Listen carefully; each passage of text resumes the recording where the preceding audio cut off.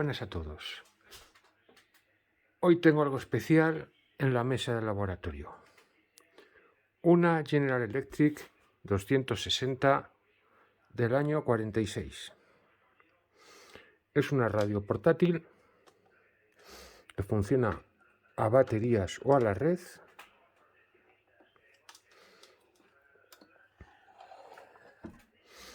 Una radio multibanda con onda media y 5 bandas de onda corta.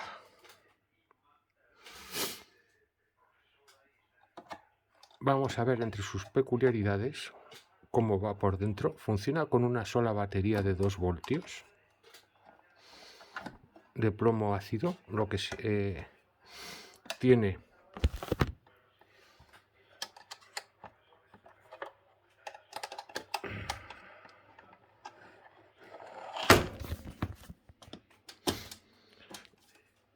lo que arroja algunas limitaciones, como por ejemplo que no se puede tumbar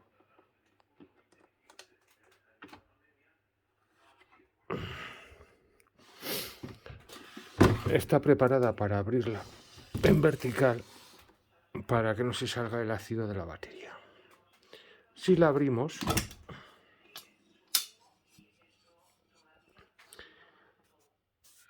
vemos aquí el compartimento de la batería. Vamos a abrir el compartimento de la batería. Monta válvulas Loctal.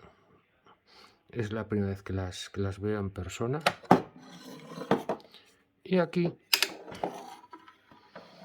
vemos la batería de plomo ácido. Ves esas 2 bolitas que lo que indicaban cuando esta batería tenía líquido era su nivel de carga. Restos de la etiqueta del fabricante. Un cartoncito aquí que no sé su funcionalidad, pero que en realidad no es un despiste, no es un olvido, porque lo he visto en otras radios, este cartoncito.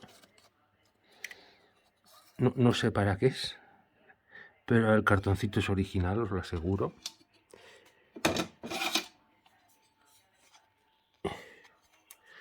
Y cosas curiosas, esta radio es una radio de importación que viene de Estados Unidos.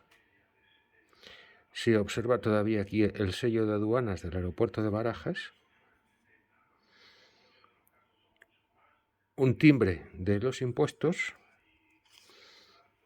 Parece ser que pone Delegación de Hacienda. Mensajes de advertencia. Me imagino que sobre la batería, porque dice no sobrellenar, porque puede causar un problema. No salpicar a la caja, porque la puede descolorear. Y algo que tapa el sello, pero que viene a decir que se llene con agua destilada. Pone literalmente agua pura, pero es agua destilada. Y que básicamente que tenga cuidado de no manchar la caja porque la puede dañar. Lógicamente, el electrolito de una batería de plomo ácido es ácido sulfúrico. En este caso ningún problema porque la batería está vacía. Vamos a ver si consigo sacar la batería.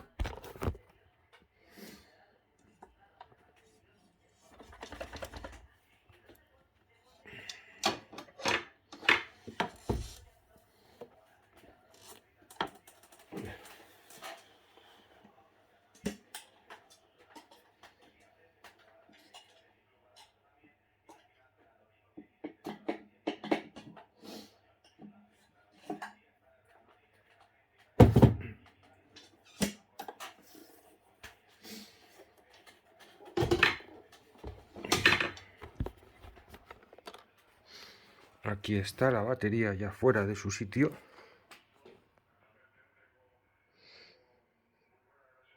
No pone su capacidad. Es una batería específica para esta radio 25.2, con sus instrucciones de servicio. Dice mantener el electrolito al nivel de la línea y añadir agua aprobada. Cuando la bola roja se hunde por debajo del nivel del electrolito, recargar a 2,6 amperios durante 4 horas hasta que la gravedad haga que las bolas suban a la superficie. No almacenar descargada y recargar cada 30 días cuando la batería no se utiliza. Tiene, como se ve por dentro, restos de sulfatación. Tengo curiosidad por ver si se puede resucitar esta batería. Creo que no, pero es de esas cosas que a la vista no las ves mal del todo. Y lo mismo, pues la relleno con electrolito y le intento cargar a ver si resucita.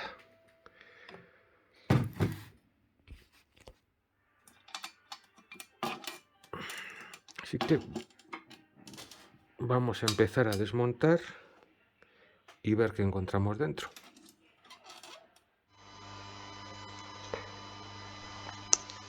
Y vamos a acercar a una aproximación del esquema de este aparato. En principio vemos que se trata de un superheterodino más o menos convencional, si no fuera por una serie de características muy peculiares que tiene.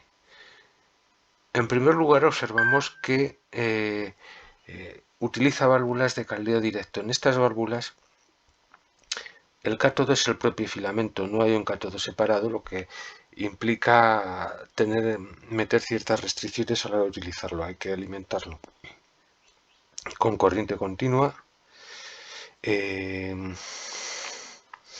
Esta corriente continua tiene que estar muy bien filtrada para que no induzca corrientes parásitas en las válvulas y oigamos el zumbido de la corriente alterna. Y además encima hay que tener cuidado con la polarización para que entre en las mejores condiciones posibles. Es decir, que hay que tener en cuenta cómo se conecta el filamento.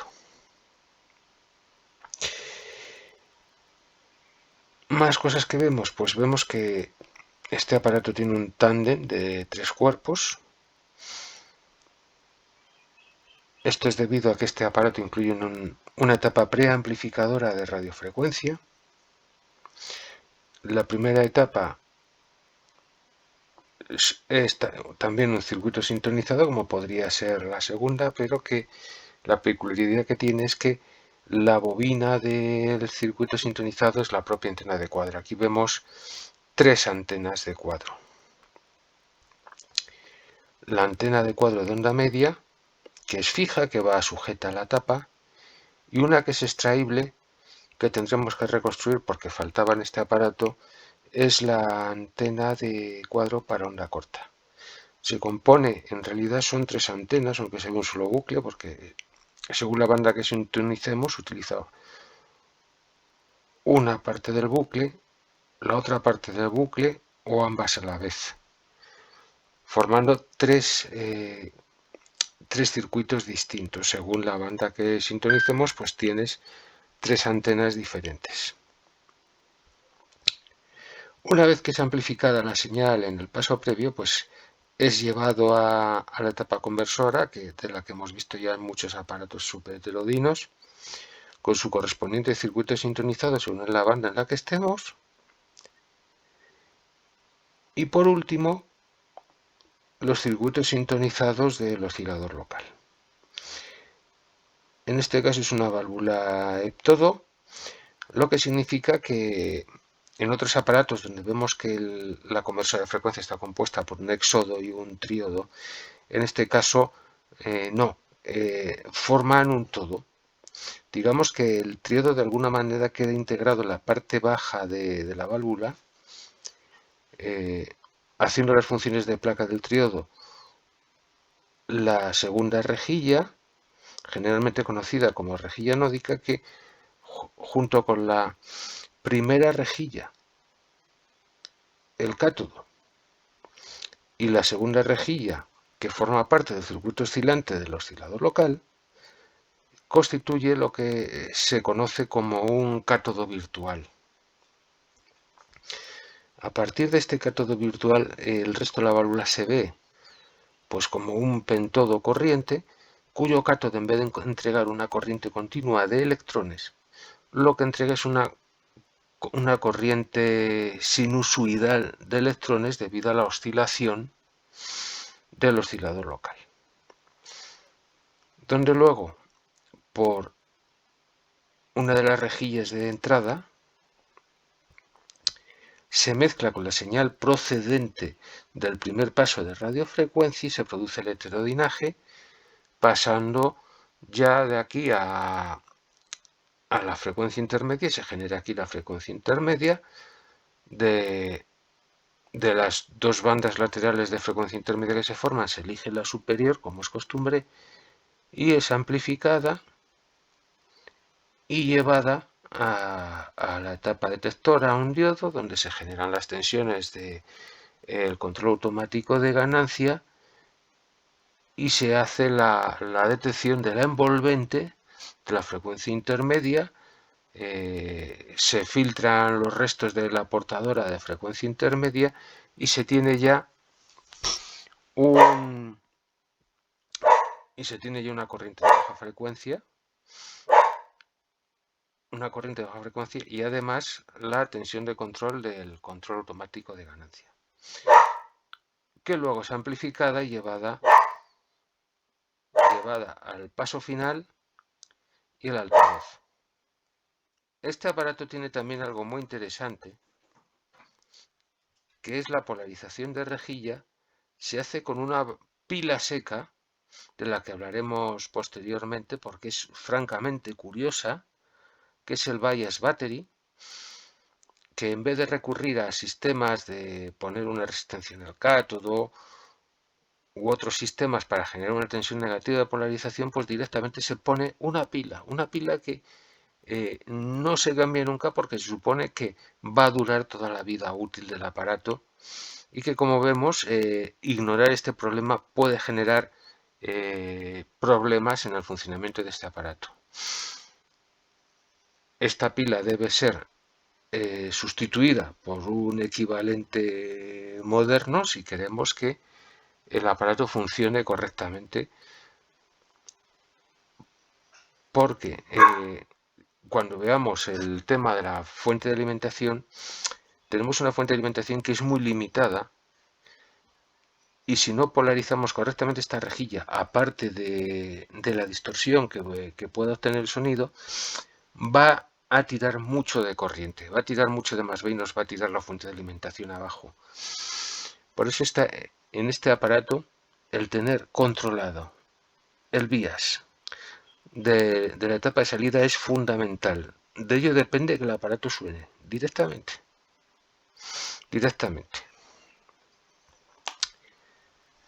Pero vamos a lo más interesante, que es la fuente de alimentación. Ya tenemos casi fuera la fuente de alimentación y vamos a desoldar ese hilo a ver el aspecto que tiene. Tenemos que averiguar cómo va este chisme.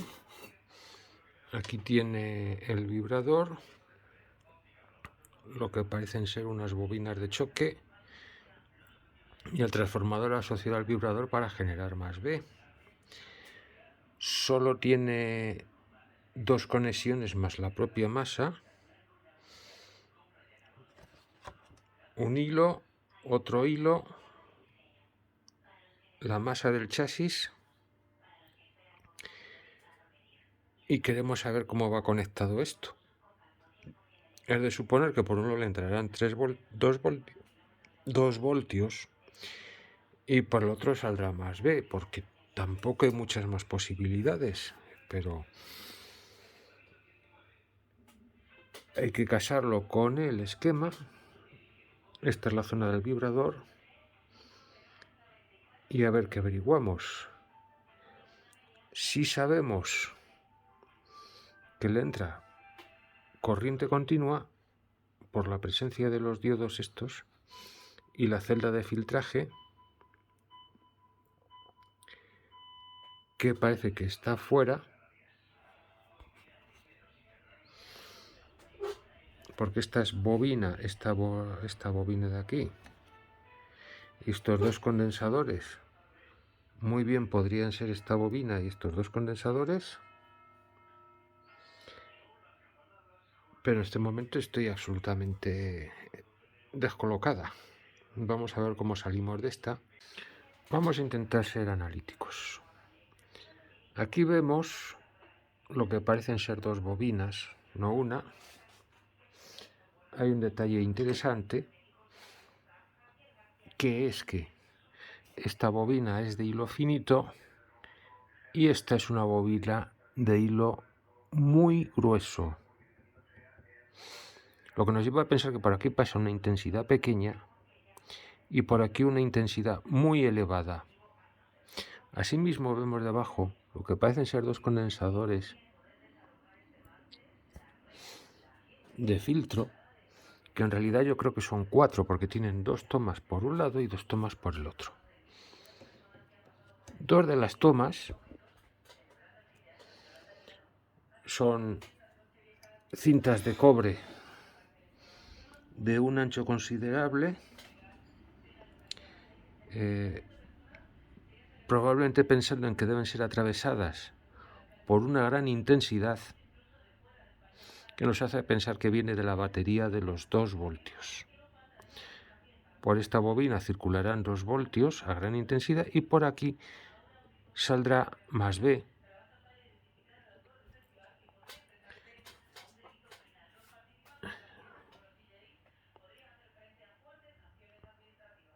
Saldrá más B, cosa que además me hace sospechar que este hilo sale del transformador elevador de tensión.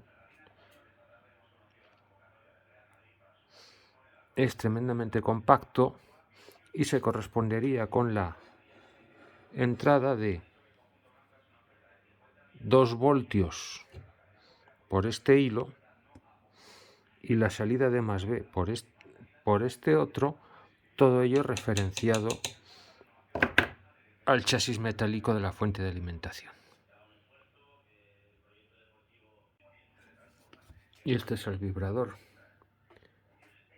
Ya había sido abierto antes.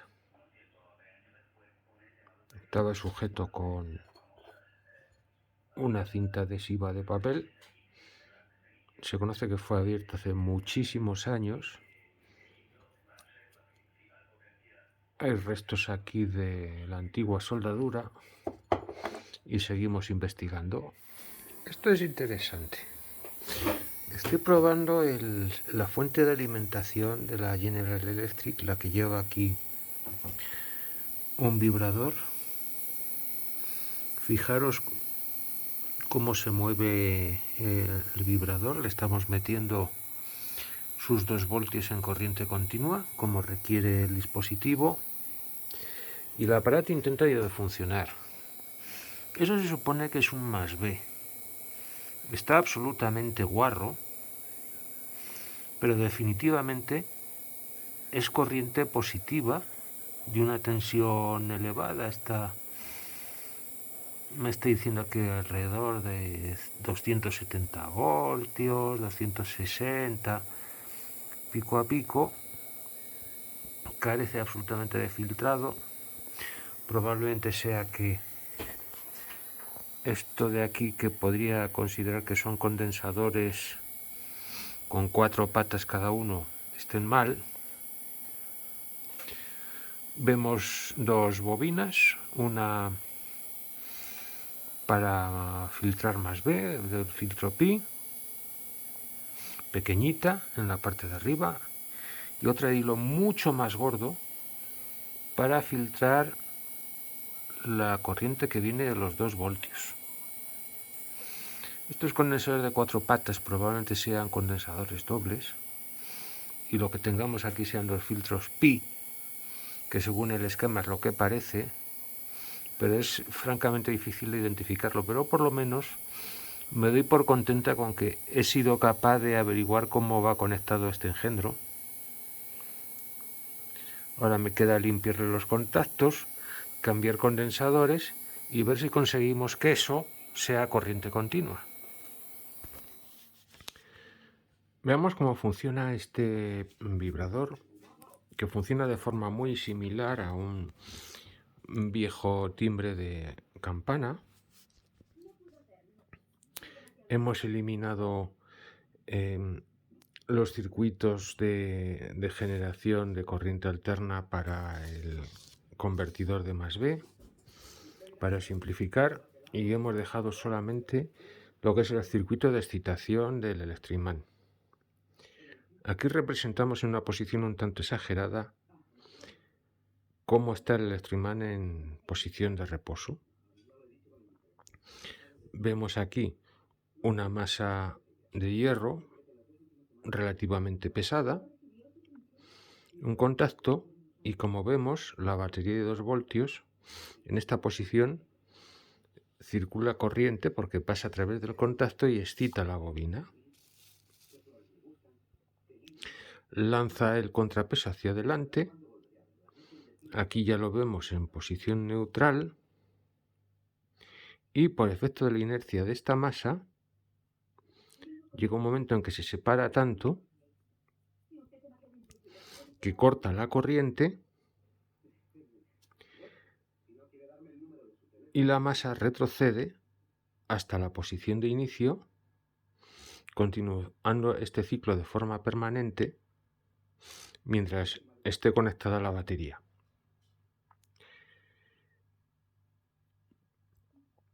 Pero además, este vibrador vemos que tiene una serie de contactos adicionales cuya función es generar la alta tensión.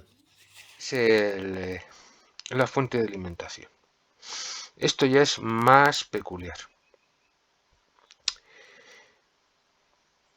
Este aparato es un aparato que funciona a baterías. Vemos aquí una batería de plomo ácido de 2 voltios, 20 amperios hora, que le da para funcionar bastantes horas de forma autónoma, pero también vemos una entrada de corriente alterna. Esta entrada de corriente alterna no es más que un simple cargador. Es un rectificador de onda completa. Utiliza dos juegos de rectificadores de óxido de cobre. No son de selenio, como comentaba, sino que son rectificadores de óxido de cobre, una tecnología mucho más antigua todavía. Resulta curioso en un aparato de 1947, porque ya se conocía el rectificador de selenio, pero que se ve que les conviene porque la intensidad que pasa por aquí es muy elevada porque tenemos que alimentar a partir de 2 voltios un receptor de radio que, por un lado, tiene que alimentar los filamentos de las válvulas, que en sí no consumen mucho este tipo de válvulas, pero hay que generar la alta tensión, que genera unos pocos miliamperios a 90 voltios, que es lo que trabaja la tensión anódica de las placas de estas válvulas. Subir de 2 voltios a 90 requiere una intensidad considerable porque necesitamos unos pocos miliamperios aquí, que por la ley de Ohm suben aquí una monstruosidad. Puede subir a 1 o 2 amperios solamente para generar lo que es la alta tensión y tener estos pocos miliamperios que encima, como no tengamos cuidado, se nos come, y que es lo que hace muy difícil hacer este aparato funcionar. La restauración de este aparato es complicada por 2 motivos. Por lo concentrados que están los componentes dentro del chasis, que son un infierno, pero también por la fuente de alimentación en sí, que hay que ser muy finos para mantener más B en un valor aceptable para que el aparato funcione. ¿Y cómo eleva esto la tensión? Pues por medios electromecánicos. Y aquí está el secreto: un vibrador. Un vibrador que en su forma más simple podemos verlo pues como un antiguo timbre de campana, de aquellos que existían antiguamente, que tenían pues un contacto, una campana, y hacían aquel sonido tan horrible. Pues en este caso se utiliza para generar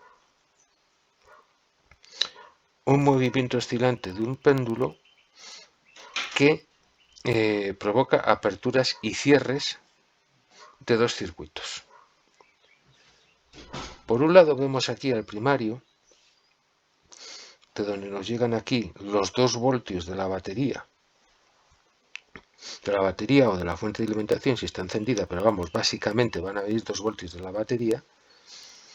Vemos aquí un filtro pi que viene de la fuente de alimentación, por si acaso en ese momento tenemos el receptor enchufado a la corriente, y el positivo sube al transformador y entra por su punto medio. Cuando el macillo está en reposo, digamos que el positivo hace aquí un corto a través del soporte del macillo y lleva a masa una de las patas tanto del primario como del secundario. Vamos a prestar atención de momento al primario. Eso hace que por la toma media circule una corriente hacia tierra, hacia el chasis, por este lado, que induce una tensión en el secundario. Recordemos que este macillo está oscilando arriba y abajo, y sucede que cuando sube arriba se desconecta este cortocircuito y se hace aquí otro circuito, donde ya por esta parte del devanado es por donde circula la corriente, sigue entrando el positivo por el centro del devanado y se deriva a tierra a través de los contactos del vibrador. Es decir, ha habido una inversión de fase. Es decir, tenemos que se está generando, gracias a este vibrador, una corriente alterna que no es unidad, que es onda cuadrada. Pero corriente alterna al fin de cuentas, porque la polaridad está cambiando continuamente. Cada vez que el macillo cambia de posición, cambia la polaridad de la corriente que viene por este transformador. Y a su vez, pues como en todo transformador, la tensión se induce en el secundario y es elevada, según General Electric dice que a unos 300 voltios. Eso es exageradísimo, no llega a tanto ni de casualidad. Y vemos que se hace aquí un proceso similar. Por un lado, se lleva a masa esta parte del devanado. Supongamos que el macillo está cortocircuitando estas 2 patas. Se lleva a masa la parte del devanado de forma sincrónica a como se hace en el primario. Y lo mismo cuando pasa a la parte inferior. De forma sincrónica lleva a masa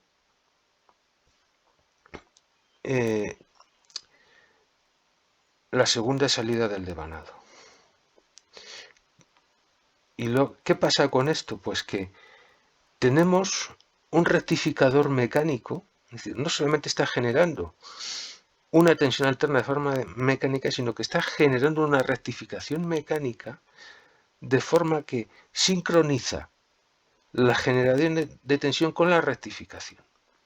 Del devanado, del punto medio del devanado, sacamos más B, que pasa a este filtro pi, donde es filtrada y ya tenemos más B.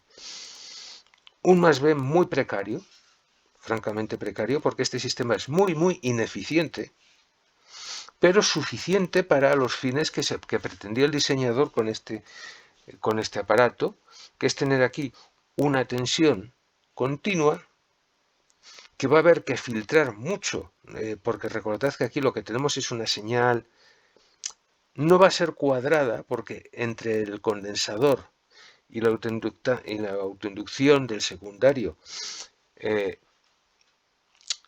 va a tender a parecerse a una onda senoidal defectuosa, pero va a tender a parecerse a eso, y que es filtrada en el filtro pi, donde ya es distribuida para proporcionar las distintas tensiones anódicas del aparato. Digamos que el sistema es muy ingenioso, es francamente ingenioso, pero un tanto ineficiente. Pero que en resumen, a diferencia de que tenemos en otros aparatos a baterías, donde hay una batería para más B, para proporcionar la tensión de las placas, más una batería A para proporcionar tensión de filamento, este aparato funciona exclusivamente con 2 voltios, nada más.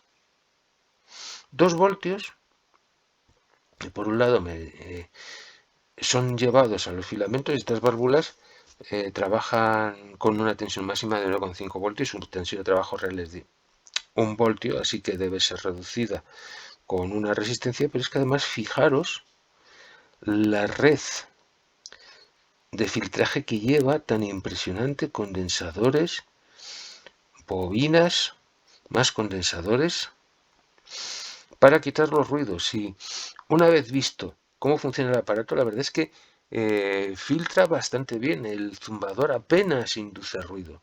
No se distingue muy bien, pero eso lo veremos en capítulos posteriores. Pero lo que quería comentaros es esto, lo curiosísimo que es este sistema de generación de alta tensión. La línea gruesa continua representa la corriente inductora. La línea a trazos representa la corriente inducida. Como podemos ver, cada vez que se invierte la tensión en el devanado, se produce también una inversión en el secundario. Dicha inversión es rectificada mecánicamente por el propio vibrador. Como podemos ver, tiene un ligero problema de chisporroteo, que no es nada bueno para los contactos del vibrador. Aquí vemos que nos está generando unos 75 voltios con una carga de 3K. Vamos a ver qué pasa si ponemos en paralelo una capacidad un poco más alta en el inductor. A ver si este chisporroteo, el chisporroteo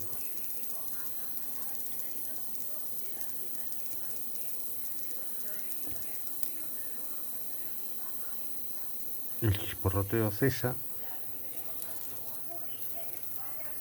incluso sube un poquito la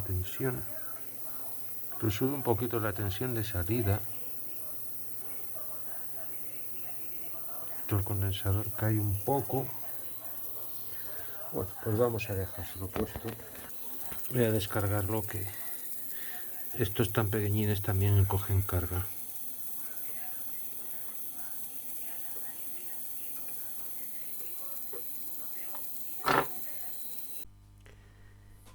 Y por hoy lo dejamos.